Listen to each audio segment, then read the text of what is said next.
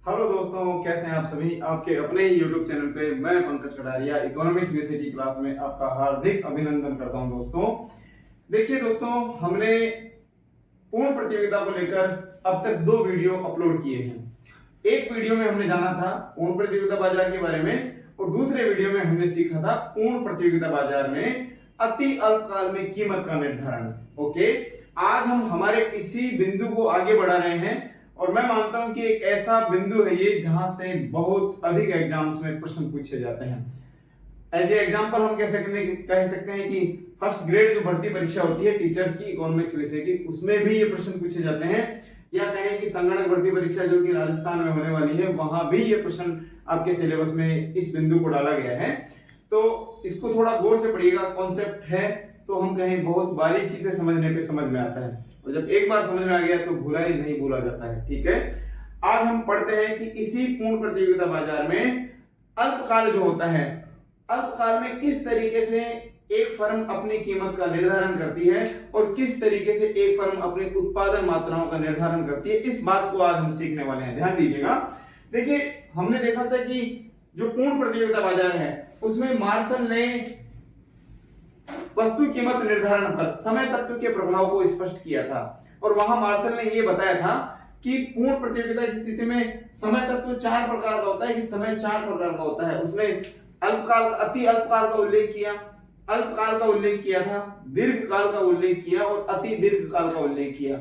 हमने बात की है अल्पकाल में कीमत, अति अल्पकाल में कीमत निर्धारण की और अब हम सीखेंगे अल्पकाल में कीमत निर्धारण। अल्पकाल में देखिए, अति अल्पकाल में हमने कीमत निर्धारण सीख लिया था। आज हम सीखेंगे अल्पकाल में। हम कह सकते हैं ए शॉर्ट रन, एक समय की छोटी अवधि होती है अल्पकाल। अब अल्पकाल में किस तरीके से कीमत का निर्धारण होता है इसको हम सीखेंगे। ध्यान दीजिएगा, हमने कहा कि अल्पकाल एक ऐसी अवधि होती है। पहले हम अल्पकाल को स्पष्ट करने वाले हैं, तो हम अल्पकाल को देख रहे हैं कि अल्पकाल क्या है। विद्यार्थियों ध्यान दीजिएगा, हमने कहा कि अल्पकाल जो है ना, एक समय की छोटी अवधि होती है। कैसी अवधि होती है? समय की छोटी अवधि। समय की छोटी अवधि। इस छोटी अवधि में होता क्या है, हम ये कह सकते हैं कि इस अवधि में कोई जो फर्म उत्पादन कार्य कर रही होती है, समय की छोटी अवधि। इस छोटी अवधि में ध्यान दीजिएगा क्या होता है। हमने ये कहा कि कोई फर्म जो उत्पादन कार्य में लगी हुई है, उत्पादन कार्य में लगी हुई होने से क्या मतलब है कि मान लीजिए ये फर्म है और फर्म से क्या मतलब है, फर्म में हम कह सकते हैं उत्पादन इकाई। फर्म बराबर उत्पादन इकाई। ठीक है, एक एक चीज को हम स्पष्ट करेंगे। फर्म का मतलब क्या है? उत्पादन इकाई से फर्म का मतलब है। हम ये कहेंगे कि मान लीजिए कोई फर्म जो किसमें लगी हुई है, उत्पादन कार्य में लगी हुई है, वो किस तरीके से हम ये कह सकते हैं कि जब मांग बढ़ती है तो पूर्ति को बढ़ाने का प्रयास करती है। ये समय अवधि छोटी है तो इसमें कोई भी फर्म हम ये कह सकते हैं कि अपने संयंत्र के आकार को नहीं बदल सकती। संयंत्र का आकार नहीं बदला जा सकता। संयंत्र के आकार को नहीं बदल सकती, नहीं बदल सकती, बदल सकती। ध्यान दीजिएगा, हमने कहा कि इस स्थिति में फर्म जो है अपने संयंत्र के आकार को नहीं बदल सकती, परंतु जैसे ही मांग बढ़ती है तो वह पूर्ति बढ़ाने का प्रयास करती है। यहां हम ये कह सकते हैं कि संयंत्र का आकार, संयंत्र से मतलब है जो उद्योग होता है ना, उसकी हम बात कर रहे हैं, यानी उसकी जो उत्पादन यूनिट है, जो इकाई है। जैसे मान लीजिए मशीन जितनी है, उसके बाद जितनी मशीनें हैं, इतना समय नहीं रहता कि इन मशीनों को बदल दे। जितनी मशीनें हैं उन्हीं से उत्पादन किया जाएगा।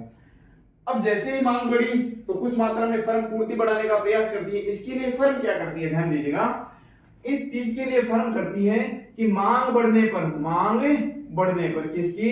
वस्तु की मांग बढ़ने पर फर्म पूर्ति बढ़ाने का प्रयास करती है।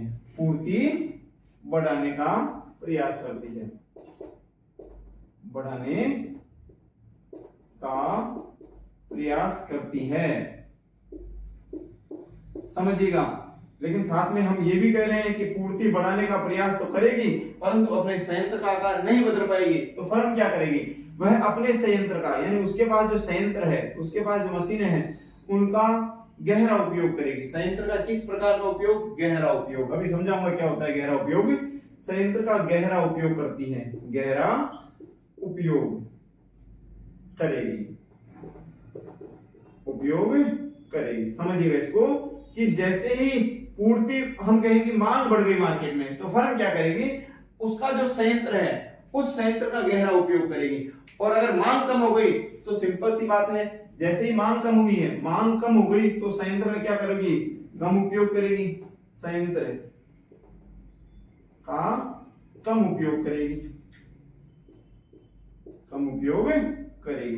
देखिए कभी संयंत्र का गहरा उपयोग कर रही है, कभी क्या कर रही है, कम उपयोग कर रही है। इसका मतलब क्या है कि फर्म, जैसे मान लीजिए किसी समय हम ये कहें कि जब पूर्ति कम थी, सॉरी जब हम कह सकते हैं कि मांग जब कम थी, तो फर्म मान लीजिए अपनी मशीनों का उपयोग 5 घंटे 5 होवर मशीनों का उपयोग कर रही थी, 5 होवर यानी 5 घंटे, और हम ये कहें कि 100 इकाइयां उत्पादित कर रही थी। कितनी इकाइयां, 100 यूनिट्स उत्पादित कर रही थी। अगर मान लीजिए किसी समय मांग बढ़ जाए तो सिंपल सी बात है, फर्म क्या करेगी, उत्पादन बढ़ाएगी। उत्पादन बढ़ाने के लिए हो सकता है वह मशीनों का उपयोग 10 घंटे करने लगे, 10 घंटे, यानी मशीन के हम ये कह सकते हैं कि उसने संयंत्र का आकार तो नहीं बदला, परंतु उसने क्या कर दिया, इस आकार का उपयोग बढ़ा दिया।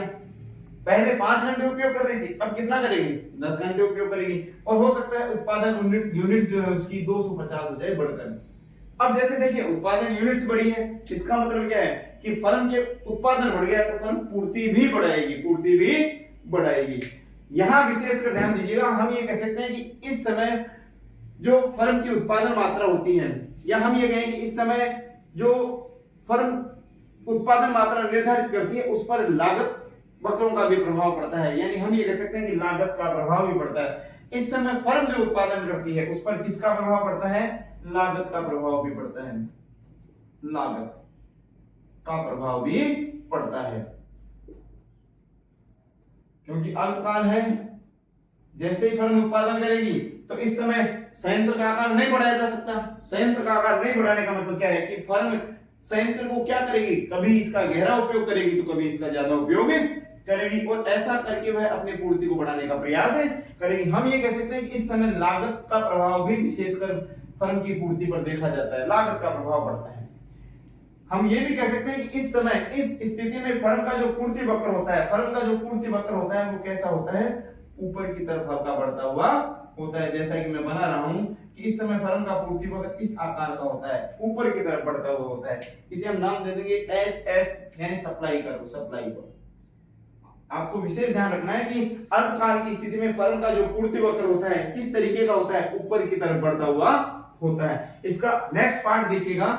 अब हम देखेंगे किस तरीके से अल्पकाल में, किस तरीके से अल्पकाल में कीमत का निर्धारण होता है, कौन से बाजार की स्थिति में, पूर्ण प्रतियोगिता बाजार की स्थिति में। तो हमने पहले से ही स्पष्ट कर रखा है कि पूर्ण प्रतियोगिता जो बाजार होता है, कौन सा बाजार, परफेक्ट कंपटीशन मार्केट, पूर्ण प्रतियोगिता बाजार, पूर्ण प्रतियोगिता बाजार, प्रतियोगिता बाजार। इस बाजार में वस्तु की जो कीमत है वो फर्म द्वारा निर्धारित नहीं की जाती है। विद्वान साथियों ध्यान दीजिएगा, इस बाजार में वस्तु की जो कीमत है वो फर्म द्वारा निर्धारित नहीं होती है, तो फिर निर्धारित कैसे होती है, यहां वस्तु की कीमत पूर्व में ही निर्धारित हो जाती है। किसके द्वारा, उद्योग के द्वारा।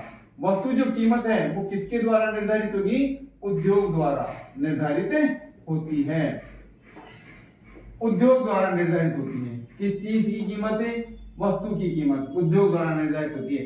यानी पी जो है, कीमत जो है, इसका निर्धारण किसके माध्यम से होता है, उद्योग के माध्यम से होता है कीमत का निर्धारण। विशेषकर ध्यान दीजिएगा, पी फॉर प्राइस है, यानी प्राइस का निर्धारण किसके माध्यम से, उद्योग द्वारा। यहां फर्म तो सिर्फ क्या होती है, कीमत स्वीकारक होती है, यानी फर्म देखेगा कीमत स्वीकारक होती है, फर्म कीमत स्वीकारक होती है। विशेषकर ध्यान दीजिएगा कि इस बाजार में फर्म जो है कीमत स्वीकारक होगी, सिर्फ क्या होगी, फर्म कीमत स्वीकारक होती है, स्वीकारक।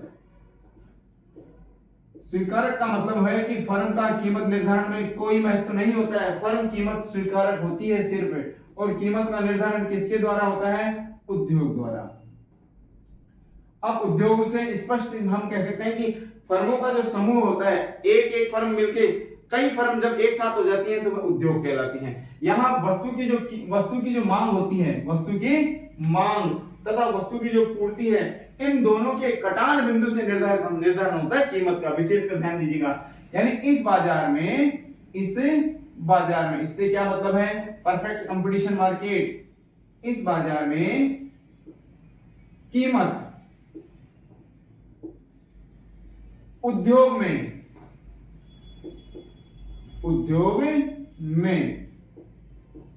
इस बाजार में कीमत उद्योग में वस्तु की मांग तथा पूर्ति द्वारा निर्धारित होती है।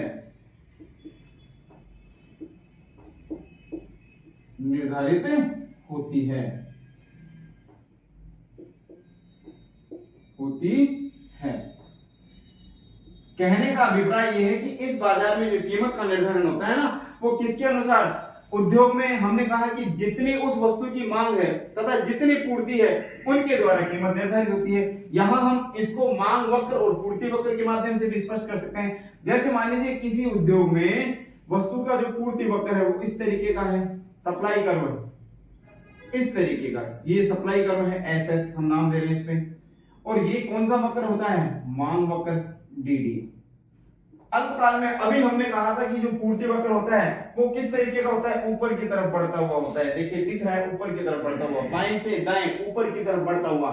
जहां पर पूर्ति वक्र और मांग वक्र एक दूसरे को काटते हैं और ये काटने वाला बिंदु ये है, यहीं पर वस्तु की क्या हो जाएगी? कीमत का निर्धारण कर दिया जाएगा। हम यहाँ लिख सकते हैं प्राइस, कि प्राइस का निर्धारण कहाँ होता है? पूर्ण प्रतियोगिता बाजार में, जहां पर वस्तु की जो मांग है तथा वस्तु की जो पूर्ति है जहां पर एक दूसरे को काटती है, वहां पर किसका निर्धारण हो जाएगा?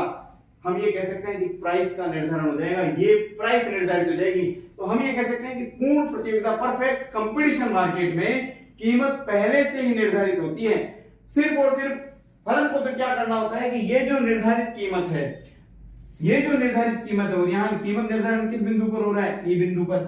ध्यान दीजिएगा, ये जो कीमत पूर्ति और मांग वक्र के कटान बिंदु से निर्धारित हो रही है, पूर्ति और मांग वक्र के कटान बिंदु से जो कीमत निर्धारित हुई है उसे हम नाम देते हैं, कौन सी कीमत है? सामान्य कीमत। ध्यान विशेषकर ध्यान दीजिएगा, यानी अल्पकाल में पूर्ति वक्र और मांग वक्र के कटान बिंदु से जो कीमत निर्धारित होती है उस कीमत को नाम दिया जाता है सामान्य कीमत। विशेष ध्यान रखिएगा कि अल्पकाल में जो कीमत निर्धारित होती है उस कीमत को किस नाम से पुकारा जाता है? वो कीमत कौन सी है? सामान्य कीमत। अब हम ये देखेंगे कि जो पूर्ण प्रतियोगिता बाजार होता है उसमें जो उद्यमी होता है, या ये कह सकते हैं जो फर्म होती है, इसी कीमत पर, पूर्व निर्धारित कीमत पर कितना उत्पादन करे, कितनी मात्राओं का उत्पादन करे, ये विशेषकर आपको देखना होता है। एक चीज और देखना है कि इस बाजार में जो P है, जो निर्धारित कीमत है ना, वही क्या होती है? MR होती है और वही AR होती है। इसे हम कह सकते हैं कि ये जो कीमत है यही इसका मांग वक्र होता है। कौन से बाजार का? पूर्ण प्रतियोगिता बाजार में। तो पूर्ण प्रतियोगिता बाजार में जो प्राइस है वो मार्जिनल रेवेन्यू के बराबर होती है और एवरेज रेवेन्यू के बराबर होती है। मार्जिनल रेवेन्यू क्या होता है समझिएगा, स्पष्ट करते हैं इसको। मार्जिनल रेवेन्यू कि पूर्ण प्रतियोगिता बाजार में जो कीमत निर्धारित हो रही है और कीमत का निर्धारण किसके माध्यम से हो रहा है? जो मांग वक्र है तथा जो सप्लाई वक्र है, इन दोनों के कटान बिंदु के माध्यम से निर्धारित हो रहा है। इस बाजार में जो निर्धारित कीमत है उसे ही आप क्या कहेंगे? उसे ही आप कहेंगे MR, मार्जिनल रेवेन्यू। उसे ही आप कहेंगे AR, या उसे ही कहेंगे आप मांग वक्र। तो यहाँ क्वेश्चन भी बन जाता है कि पूर्ण प्रतियोगिता बाजार में मांग वक्र का आकार किस प्रकार का होता है? तो ये हमारा कौन सा अक्ष है? OX अक्ष है। तो OX अक्ष के समानांतर ही क्या होता है? मांग वक्र होता है। देखिए पूर्ण प्रतियोगिता बाजार में जो मांग वक्र है वो OX अक्ष के बिल्कुल समानांतर होता है। हम ये भी कह सकते हैं कि यहाँ मांग वक्र का जो आकार होता है ना वो इस तरीके का होता है। कैसा? ये लिख सकते हैं इस तरीके का। तो हम यहाँ कह सकते हैं कि OX अक्ष के समानांतर यहाँ लिख सकते हैं P बराबर AR बराबर MR। यानी इस बाजार में, पूर्ण प्रतियोगिता बाजार में जो मांग वक्र है AR वक्र है वो किस प्रकार का होता है? OX अक्ष के समानांतर। इसे आप कह सकते हैं क्षैतिज आकार का। कौन सी आकार का? क्षैतिज आकार का। क्षैतिज। पूर्ण प्रतियोगिता की स्थिति में मांग वक्र किस प्रकार का होता है? क्षैतिज आकार का होता है। क्षैतिज से क्या मतलब है? ओ एक्स अक्ष के समानांतर होता है। इस बाजार में हमने ये कहा कि जो हम AR और MR होती है उसे ही नाम देते हैं P, और ये AR और MR क्या है इसको भी स्पष्ट करते हैं। MR क्या है? MR तो MR का फुल फॉर्म होता है marginal revenue. Marginal revenue, revenue, marginal revenue को हम हिंदी में कह सकते हैं सीमांत आय। सीमांत आय, सीमांत आय को विशेष ध्यान रखिएगा, जब भी सीमांत की बात है मार्जिनल आ जाए, मैं यहां हिंदी में लिख देता हूं इसकी सीमांत। सीमांत, मार्जिनल का मतलब क्या है? सीमांत, और रेवेन्यू का मतलब आय। सीमांत आय, सीमांत से क्या मतलब है कि एक अतिरिक्त, सीमांत का शाब्दिक अर्थ होता है एक अतिरिक्त, कि जैसे ही एक अतिरिक्त वस्तु का आपने उत्पादन किया, उत्पादन करके आप मार्केट में इसे बेचेंगे, तो बेचने से आपको जो इनकम प्राप्त होगी, जो रुपया प्राप्त होगा, जो धन प्राप्त होगा, उसे आप मार्जिनल रेवेन्यू कहते हैं। तो यहाँ AR क्या है? हम ये कह सकते हैं कि AR एवरेज रेवेन्यू। जब हम TR टोटल रेवेन्यू में जितनी उत्पादन इकाइयां उनका भाग देते हैं तो प्राप्ति होती है हमें AR की। AR, और पूर्ण प्रतियोगिता बाजार में AR कहिए, MR कहिए, मांग वक्र कहिए या फिर कीमत कहिए, तीनों एक दूसरे के बराबर होते हैं। ठीक है, इस बाजार में फर्म को सिर्फ इतना सा काम करना होता है कि उसे किसका निर्धारण करना होता है? उसे अपनी उत्पादन मात्रा का निर्धारण करना होता है, क्योंकि कीमत तो पहले से ही निर्धारित कर दी गई है। कीमत किसके द्वारा? उद्योग के द्वारा। यहां फर्म सिर्फ क्या निर्धारित करेगी? फर्म निर्धारित करेगी दोस्तों, मेरे भैया, फर्म निर्धारित करती है सिर्फ और सिर्फ किसके बारे में? कि उत्पादन मात्रा कितनी हो, कितनी मात्रा उत्पादित की जाए। अब यहाँ फर्म अपनी उत्पादन मात्रा निर्धारित करने के लिए लागत वक्रों का सहारा लेती है। ध्यान से सुनिएगा, फर्म जो है, फर्म, और फर्म से मतलब क्या है? हमने पहले ही समझा दिया है कि फर्म का मतलब क्या है? उत्पादन यूनिट, उत्पादन इकाई। फर्म जो है उत्पादन मात्रा, उत्पादन मात्रा, मात्रा के निर्धारण हेतु, फर्म उत्पादन मात्रा के निर्धारण हेतु लागत वक्रों का, लागत वक्रों का प्रयोग करती है, प्रयोग करती है। समझिएगा इसको कि फर्म जो है अपनी उत्पादन मात्रा के निर्धारण में किसका प्रयोग करती है? लागत वक्रों का। देखिए, हमने यहां शुरू में ये चीज स्पष्ट कर दी थी कि इस बाजार में पूर्ण प्रतियोगिता में अल्पकाल की स्थिति में पूर्ति वक्र पर किसका प्रभाव होता है? लागत का प्रभाव भी पड़ता है। अब हम कह रहे हैं कि फर्म उत्पादन मात्रा के निर्धारण में किनका प्रयोग करती है? लागत वक्रों का प्रयोग करती है। फर्म कहां पर अपना उत्पादन करेगी, इस कीमत पर कितनी मात्राओं की सप्लाई करेगी, कितना उत्पादन करेगी, इसका निर्धारण किस पर डिपेंड करता है? लागत वक्रों पर। हम यहाँ 3 वक्रों का प्रयोग करेंगे। एक वक्र होगा MC वक्र, एक वक्र होगा AC वक्र, और एक वक्र होगा ABC वक्र। यानी ये हमारे पास 3 तरीके की लागत आ रही है। इन हम तीनों लागत वक्रों के माध्यम से ये देखेंगे कि फर्म कहां पर उत्पादन करे, कौन सा बिंदु फर्म को सर्वाधिक लाभ देने वाला बिंदु होगा। फर्म कहां पर उत्पादन करेगी? हम कह सकते हैं फर्म अधिकतम लाभ के बिंदु पर, अधिकतम लाभ के बिंदु पर, अधिकतम लाभ के बिंदु पर उत्पादन करेगी, बिंदु पर उत्पादन करती है, उत्पादन करेगी। सुनिएगा, हम ये भी कह सकते हैं कि फर्म न्यूनतम हानि के बिंदु पर उत्पादन करेगी, न्यूनतम हानि के बिंदु पर। सिंपल सी बात है, अपोजिट बोल दिया है हमने कि फर्म कहां पर उत्पादन करेगी? न्यूनतम हानि के बिंदु पर, कि जहां पर फर्म को हानि न्यूनतम होगी वहां पर फर्म क्या करेगी? उत्पादन करेगी, न्यूनतम हानि के बिंदु पर। फर्म का उत्पादन डिपेंड किस पे कर रहा है? लाभ और हानि पर। फर्म को जहां लाभ अधिकतम होगा फर्म वहां उत्पादन करेगी, और जहां फर्म को हानि न्यूनतम होगी वहां फर्म उत्पादन करेगी। अब हमें यही निर्धारण करना है कि कहां फर्म का लाभ अधिकतम है, फर्म कहां उत्पादन करे। तो विशेष कर ध्यान रखिएगा, हमने ये 3 वक्र देखेंगे हम, लागत वक्र, जिसमें एक है MC वक्र, एक है AC वक्र, और नेक्स्ट है ABC वक्र। जहां पर P बराबर MC हो, यानी हम कह सकते हैं कीमत किसके बराबर हो, मार्जिनल कॉस्ट के बराबर हो। प्राइस जो है बराबर किसके हो, मार्जिनल कॉस्ट। प्राइस किसके बराबर हो, मार्जिनल कॉस्ट के बराबर हो। जहां पर कीमत मार्जिनल कॉस्ट है, हम ये कह सकते हैं कि सीमांत लागत के बराबर होती है। और सीमांत लागत, सीमांत का मतलब अभी मैंने आपको बताया कि सीमांत से मतलब होता है दोस्तों एक अतिरिक्त, कि जैसे ही आप एक अतिरिक्त यूनिट उत्पन्न कर रहे हैं उसकी जो लागत आ रही है वो कह रहा है कि मार्जिनल कॉस्ट। जब कीमत जो है मार्जिनल कॉस्ट के बराबर होती है ना, तो उस बिंदु, वो बिंदु फर्म के लिए सर्वाधिक लाभ देने वाला बिंदु होता है और फर्म अपनी उत्पादन मात्रा यहां पर निर्धारित कर लेती है।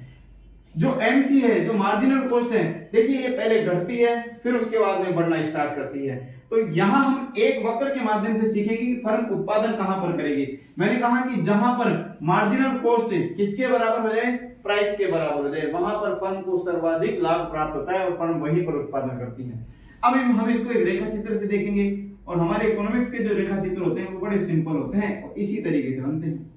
यहां हम लिखेंगे प्राइस यानी कीमत ओ वाई अक्ष पर, ये ओ ये वाई, ओ वाई अक्ष पर, ओ एक्स अक्ष पर हम लिखेंगे उत्पादन मात्रा, उत्पादन मात्रा, उत्पादन मात्रा। सुने समझे फिर आगे बढ़े। उत्पादन मात्रा, यहां हमने कहा कि इस बाजार में जो कीमत होती है वो पहले से ही निर्धारित होती है और ये हम कीमत पहले से निर्धारित कर देते हैं, इसे ही हम मांग वक्र भी कहेंगे। ये देखिए ये हमने कीमत निर्धारित कर दी और यहां हमने लिख दिया P, और हमने नहीं निर्धारित की है, कीमत पहले से ही निर्धारित कर दी गई है। किसके द्वारा, उद्योग में मांग और पूर्ति के द्वारा। वस्तु की जितनी मांग थी, जितनी पूर्ति थी, उतनी कीमत निर्धारित पहले से हो चुकी है। इन दोनों वक्रों के कटान बिंदु से मांग वक्र और पूर्ति वक्र के कटान बिंदु से उद्योग में पहले ही जो कीमत निर्धारित हो गई है उसको ही हमने यहां पर लिया है। इसमें हम लिख सकते हैं कि P बराबर MR बराबर AR, यानी यहां फर्म का जो मांग वक्र है, पूर्ण प्रतियोगिता की स्थिति में फर्म का जो मांग वक्र है बिल्कुल OX अक्ष के समानांतर होता है, OX अक्ष के समानांतर सीधी रेखा, इसे हम नाम देते हैं क्षैतिज। ठीक है, क्षैतिज। अब यहां क्या होता है कि जिस बिंदु पर MC वक्र MR वक्र के बराबर होता है, AR वक्र के बराबर होता है या प्राइस के बराबर होता है, वहीं पर उत्पादन मात्रा निर्धारित कर दी जाती है। और जिस बिंदु पर MC वक्र का आकार ये होता है, मैंने कहा था पहले घटेगी फिर धीरे धीरे बढ़ना स्टार्ट करेगी। तो जहां पर MC वक्र MR वक्र के बराबर होता है, जहां पर MC वक्र कीमत के बराबर होता है, MR कहें कीमत कहें एक ही बात है, जहां पर बराबर होगा किसके, कीमत के, MC यानी सीमांत लागत जहां पर मार्जिनल कॉस्ट के बराबर होती है, वहां पर क्या निर्धारित हो जाती है, उत्पादन मात्रा निर्धारित हो जाती है। तो ये बिंदु हम कह सकते हैं ई बिंदु। इस ई बिंदु पर क्या है, ई बिंदु पर क्या है, ई बराबर ई पर, ई बिंदु पर क्या है, MC बराबर P है। तो जहां पर MC बराबर P होता है वहां फर्म को क्या प्राप्त होता है, अधिकतम लाभ प्राप्त होता है प्यारे विद्वान साथियों। जहां पर प्राइस किसके बराबर होता है, MC के बराबर होता है, वहां फर्म को सर्वाधिक लाभ प्राप्त होता है और यहीं पर फर्म अपना उत्पादन निर्धारित कर देती है। यहां से जब हम एक लंब डालते हैं किसकी तरफ है, OX अक्ष की तरफ, तो OX अक्ष पे हमने क्या लिया है, उत्पादन मात्रा ली है। जहां पर ये लंब OX अक्ष को टकराएगा वहां पर उत्पादन मात्रा निर्धारित हो जाएंगे। तो यहाँ इस P कीमत पर जब फर्म वस्तु की OQ मात्रा निर्धारित करे, कितनी मात्रा, OQ मात्रा, OQ मात्रा का जब उत्पादन करे तो फर्म को क्या प्राप्त होगा, सर्वाधिक लाभ प्राप्त होगा। इसका पता हमें कैसे लगा, हमें इसका पता लगा MC वक्र के माध्यम से। तो हमने कहा कि जब फर्म अपने उत्पादन निर्धारित करती है, अपना उत्पादन निर्धारित करती है, तो उसे तीन वक्रों का सहारा लेना होता है, MC वक्र, AC वक्र और ABC वक्र। अब फर्म कहां तक उत्पादन करती है, देखिए हमने देख लिया कि फर्म उत्पादन तो कहां कितना करेगी, OQ मात्रा का करेगी, OQ। इसका निर्धारण हमने किससे किया, MC वक्र की सहायता से किया, कि जहां पर MC वक्र MR वक्र को कहिए, AR वक्र को कहिए, प्राइस वक्र को कहिए, जहां पर बाएं से दाएं, नीचे से ऊपर की तरफ काटता है और जहां पर ये बराबर होता है वहीं पर उत्पादन मात्रा निर्धारित कर दी जाती है। कहां पर बराबर है, ई बिंदु पर बराबर है, यानी ई बिंदु पर MC बराबर P है, तो यहां पर क्या होगा, फर्म अपनी उत्पादन मात्रा निर्धारित कर देगी। हमने कहा कि फर्म कहां तक उत्पादन करे, इस बात का निर्धारण किससे होगा, इस बात का निर्धारण होगा एबीसी वक्र के माध्यम से कि कौन से बिंदु तक फर्म उत्पादन करती है। विशेषकर सुनिएगा, ध्यान से सुनिएगा, इसको मैं एक बॉक्स में बना के लिखूंगा कि फर्म जो है कहां तक उत्पादन करेगी, कहां तक उत्पादन करे। तो हम कह सकते हैं फर्म P बराबर एबीसी के बिंदु तक, एबीसी बिंदु तक उत्पादन करती है, उत्पादन करती है, उत्पादन करती है। समझिएगा इसको कि ये जो P बराबर एबीसी बिंदु है, P बराबर एबीसी का जो बिंदु है, इसे एक दूसरा नाम भी हम देते हैं उत्पादन बंद करो बिंदु। तो P बराबर एबीसी बिंदु क्या कहलाता है, इसे ही नाम देते हैं उत्पादन बंद करो बिंदु, बंद करो बिंदु, बिंदु। ठीक है, यानी ये जो बिंदु है किस नाम से जाना जाएगा, उत्पादन बंद करो बिंदु। तो ये बार बार सवाल पूछा जाता है कि किस बिंदु को उत्पादन बंद करो बिंदु के नाम से जाना जाता है। तो जहां पर प्राइस किसके बराबर हो जाए, एवरेज वेरिएबल कॉस्ट एबीसी के बराबर हो जाती है, औसत परिवर्तनशील लागत एवरेज वेरिएबल कॉस्ट। हम कह सकते हैं कि जहां पर वस्तु की कीमत किसके बराबर हो जाए, औसत परिवर्तनशील लागत के बराबर हो जाए, दोस्तों वहां पर क्या होता है, फर्म उत्पादन बंद कर देती है। क्यों उत्पादन बंद करती है, क्योंकि इस बिंदु पर, जिसको हमने नाम दिया है एबीसी, इस बिंदु पर फर्म को किसके बराबर, स्थिर लागत के बराबर, P बराबर एबीसी पर, एबीसी पर फर्म को किसके बराबर, स्थिर लागत के बराबर, स्थिर लागत के बराबर, लागत के बराबर, स्थिर लागत के बराबर क्या उठानी पड़ती है, हानि उठानी पड़ती है। बहुत महत्वपूर्ण है कि जहां पर P बराबर एबीसी होती है वहां पर फर्म को स्थिर लागत के बराबर हानि उठानी पड़ती है। ये स्थिर लागत क्या है, फिक्स कॉस्ट क्या है, समझिएगा इसको भी कि अगर मान लीजिए हमने संयंत्र बना लिया, हम ये कह सकते हैं कि हमने कोई फैक्ट्री बना ली, उस फैक्ट्री में आप उत्पादन करो मत करो, उसके निर्माण की जो लागत आनी थी वो तो आ चुकी है, और इस लागत को हम कहते हैं स्थिर लागत। आप उत्पादन करोगे तो भी उतनी लागत रहेगी, नहीं करोगे तो भी उतनी लागत रहेगी। ये एक बार आती है फिक्स कॉस्ट, एक बार हमें फर्म के जो मालिक होते हैं उनको उठाने पड़ती है। ठीक है, तो P बराबर एबीसी जहां होती है वहां पर फर्म को उत्पादन बंद कर देती है। फर्म क्यों बंद कर देती है, क्योंकि यहाँ फर्म को हम कह सकते हैं कि जो उत्पादन हो रहा है उसका कोई लाभ नहीं होता है, जो उत्पादन हो रहा है उसका कोई रिटर्न उन्हें प्राप्त नहीं होता है।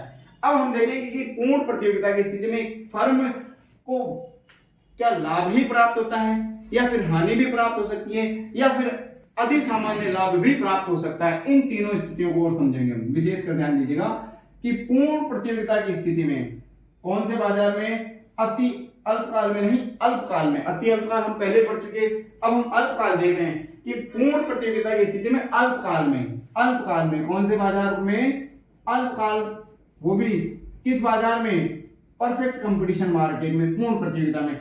अल्पकाल में फर्म को तीन स्थितियां प्राप्त होती हैं। अल्पकाल में फर्म को अधिसामान्य लाभ हो सकता है, अधिसामान्य लाभ, अधिसामान्य का मतलब होता है सामान्य से अधिक, अधिसामान्य लाभ प्राप्त हो सकता है, सामान्य लाभ प्राप्त हो सकता है। कौन सा लाभ, सामान्य लाभ, सामान्य लाभ प्राप्त हो सकता है, या फिर फर्म को क्या प्राप्त हो सकती है, हानि प्राप्त हो सकती है, हानि। यानी पूर्ण प्रतियोगिता की स्थिति में फर्म को ये तीन, अल्पकाल में ये तीन स्थितियां प्राप्त हो सकती है। अधिसामान्य लाभ प्राप्त हो सकता है, अधिसामान्य से मतलब होता है सामान्य से अधिक। सामान्य लाभ का मतलब होता है न लाभ न हानि, न तो लाभ न हानि, न लाभ न हानि। तो न लाभ न हानि की स्थिति को हम इकोनॉमिक्स में कहते हैं क्या चीज, सामान्य लाभ। तो पूर्ण प्रतियोगिता में अल्पकाल में फर्म को न लाभ न हानि की स्थिति भी प्राप्त हो सकती है, हानि भी हो सकती है, और अधिसामान्य लाभ भी प्राप्त हो सकता है। इसका निर्धारण कैसे होगा, इसका निर्धारण हम करते हैं वही लागत वक्रों के माध्यम से। देखिए अधिसामान्य लाभ हमने किसे कहा, अभी हमने कहा था कि फर्म कहां पर उत्पादन करेगी, जहां पर फर्म को लाभ सर्वाधिक प्राप्त होगा, अधिसामान्य लाभ। इसका निर्धारण हम करेंगे लागत वक्रों से, और इसको हम एक रेखा चित्र से स्पष्ट करेंगे। विशेषकर ध्यान दीजिएगा कि जहां पर ये हमारी पहले से निर्धारित कीमत, इसे ही हमने नाम दिया P बराबर MR बराबर AR। जहां पर MC वक्र, SMC भी कह सकते हैं, MC की जगह SMC बोल दीजिए तो ज्यादा बेटर रहेगा, अल्पकालीन सीमांत लागत वक्र। जहां पर SMC वक्र, कौन से वक्र को, AR वक्र को, MR वक्र को या फिर प्राइस वक्र को जहां पर काटती है वो बिंदु फर्म के लिए क्या होता है, सर्वाधिक लाभ देने वाला बिंदु होता है, सर्वाधिक लाभ देने वाला बिंदु, ठीक है। और ये इस बिंदु पर फर्म अपना उत्पादन मात्रा निर्धारित कर लेती है। विशेषकर ध्यान दीजिएगा, SMC वक्र जिस बिंदु पर किससे काटता हो, प्राइस वक्र को काटता हो, जिस बिंदु पर SMC वक्र AR वक्र को काटता हो वहां पर फर्म अपना उत्पादन निर्धारित कर लेती है। और ये बिंदु क्या होता है, अधिकतम लाभ बिंदु, अधिकतम लाभ बिंदु,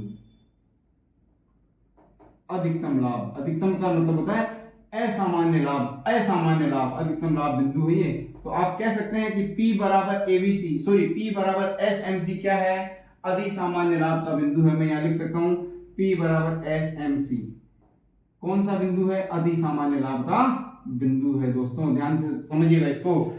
तो यहां पर हमने, और ये जो अक्ष है OX OY अक्ष पे हमने पहले ही माना है कीमत को, OX अक्ष पे हमने किसे माना है, उत्पादन मात्रा को। अब इसी तरीके से हम क्या निर्धारित कर सकते हैं, सामान्य लाभ का बिंदु भी निर्धारित कर सकते हैं। उसके लिए हमें सहारा लेना होता है AC वक्र का। कौन से वक्र का, AC वक्र। यहां सामान्य लाभ, सामान्य लाभ, और सामान्य लाभ से मतलब मैंने बताया कि न लाभ न हानि। और यहां भी हमें सहारा लेना होता है कौन से, लागत वक्रों का। और इसको देखिएगा, वही स्थिति हमारी लागत वक्र बनाने के लिए, वही रेखा चित्र। रेखा चित्र इकोनॉमिक्स में एक सबसे अच्छा काम है, एक जैसे रेखा चित्र होते हैं। यहां वही प्राइस, ये ले लीजिए हमारी प्राइस, प्राइस, और इस पे हमने लिख दिया P बराबर MR बराबर AR। जहां पर P यानी हम कह सकते हैं कीमत किसके बराबर हो, जहां पर कीमत जो है AC के बराबर हो, कीमत किसके बराबर हो, AC के बराबर हो। और AC वक्र, एवरेज कॉस्ट वक्र, AC जहां पर कीमत AC के बराबर हो दोस्तों, वहीं पर क्या होगा, फर्म को सामान्य लाभ होगा। हम कह सकते हैं कि ये जो बिंदु है, ये बिंदु, ये किसका बिंदु है, सामान्य लाभ का बिंदु है, सामान्य लाभ का बिंदु है। और आप कह सकते हो न लाभ न हानि का बिंदु, न लाभ न हानि का बिंदु। यहां हम ये भी कह सकते हैं कि P बराबर AC, P बराबर AC कैसा बिंदु है, न लाभ न हानि का बिंदु है। ओके, अगर फर्म इस बिंदु पर रह के उत्पादन कार्य करती है, यानी फर्म अगर यहां पर रह के इतना उत्पादन करे, इतने से मतलब क्या है, ये उत्पादन, क्यों उत्पादन करे, तो फर्म को क्या होगा, सिर्फ सामान्य लाभ प्राप्त होगा। अब हानि की स्थिति देख लेते हैं। हानि की स्थिति की, फर्म को क्या हानि भी हो सकती है, यस। पूर्ण प्रतियोगिता की स्थिति में अल्पकाल में एक फर्म को हानि भी उठानी पड़ सकती है। और हमने कहा था कि P बराबर ABC का बिंदु क्या होगा, हानि का बिंदु होता है। इसका भी निर्धारण हम वही वक्र बना के कर सकते हैं। ध्यान से देखिएगा, ऐसा ही वक्र, ये Y अक्ष, ये O, ये X अक्ष है। यहां हमने पहले से ली है P, यहां हमने लिया है उत्पादन मात्राएं, क्वांटिटी। अगर किसी समय फर्म जो है P बराबर AR बराबर MR है, फर्म जो है अपना उत्पादन कहां पर निर्धारित करे, जहां पर कीमत किसके बराबर हो, ABC के बराबर हो। कीमत किसके बराबर हो, ABC के, जहां बराबर होती है ABC, जहां पर एवरेज वेरिएबल कॉस्ट के बराबर होती है कीमत, तो वहां पर फर्म को अगर इस बिंदु पर, ये देखिए यहां पर बराबर है, और बराबर से क्या मतलब होता है कि जहां पर एक दूसरे को छू रहे हो, काट रहे हो, वो बिंदु बराबर बिंदु होता है, ठीक है। जहां पर ABC वक्र हमारे प्राइस वक्र को छू रहा है, वो बिंदु कैसा है, हानि का बिंदु। वो बिंदु किस बिंदु के नाम से जाना जाएगा, हानि का बिंदु। तो हम ये भी कह सकते हैं कि P बराबर ABC कैसा बिंदु कहलाएगा, हानि का बिंदु। अगर यहां पर रह के फर्म उत्पादन करती है, ये मान लीजिए Q इकाइयों का अगर फर्म उत्पादन करे, तो फर्म को क्या प्राप्त होगा, हानि प्राप्त होगा। एक चीज और आपको ध्यान रखना है कि ये जो हमारा वक्र है, ये जो वक्र है, इसको हम एक साथ भी बना सकते हैं, एक साथ भी हम इन वक्रों को बना सकते हैं। थोड़ा यहां मैं बॉक्स लेके बना देता हूं, समझिएगा। यहां अलग से बॉक्स में ये वक्र बना रहा हूं मैं कि, और ये बहुत महत्वपूर्ण बात है, इसीलिए मैं इसको दर्शा रहा हूं कि किसी समय अगर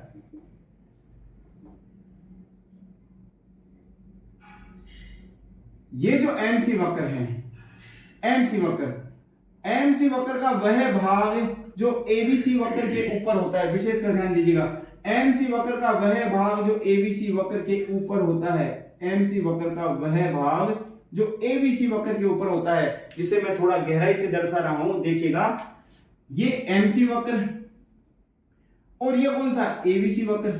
एमसी वक्र का वह भाग जो एबीसी वक्र के ऊपर स्थित होता है, पूर्ण प्रतियोगिता की स्थिति में अल्पकाल में यही वक्र क्या कहलाएगा, पूर्ति वक्र कहलाएगा, पूर्ति वक्र कहलाता है। विशेष ध्यान रखिएगा इस बात का, ये प्रश्न पूछा भी गया है कि पूर्ण प्रतियोगिता की स्थिति में अल्पकाल में पूर्ति वक्र क्या होता है, तो हम कह सकते हैं कि एमसी वक्र का वह भाग, एमसी वक्र का वह भाग जो किसके ऊपर हो, एबीसी वक्र के ऊपर हो, वह भाग कहलाता है पूर्ति वक्र। तो प्यारे विद्वानों, हमने यहां ध्यान दिया है पूर्ण प्रतियोगिता की स्थिति में अल्पकाल में कीमत निर्धारण का। देखिए, जो कीमत पूर्ण प्रतियोगिता की स्थिति में अल्पकाल में निर्धारित हो रही है वो कीमत सामान्य कीमत के नाम से, और इस समय जो संतुलन स्थापित होता है उसे हम अल्पकालीन संतुलन कहते हैं। कौन सा संतुलन, अल्पकालीन संतुलन। यानी पूर्ण प्रतियोगिता की स्थिति में जो कीमत निर्धारित होती है अल्पकाल की अवधि में वो सामान्य कीमत, और जो संतुलन निर्धारित होता है वो कौन सा संतुलन, अल्पकालीन संतुलन। इस स्थिति में आपको यह भी ध्यान रखना है कि पूर्ण प्रतियोगिता की स्थिति में एबीसी वक्र का के ऊपर एसएमसी वक्र का जो भाग स्थित होता है, एबीसी वक्र के ऊपर एसएमसी वक्र का जो भाग स्थित होता है उसे हम नाम देते हैं पूर्ति वक्र। तो इस तरीके से आज हमारा ये जो बिंदु है ये कंप्लीट होता है, और मैं समझता हूं आपको काफी समझ में भी आया होगा। बी कंटिन्यू, बी रेगुलर और वीडियो देखते रहिए। Thank you.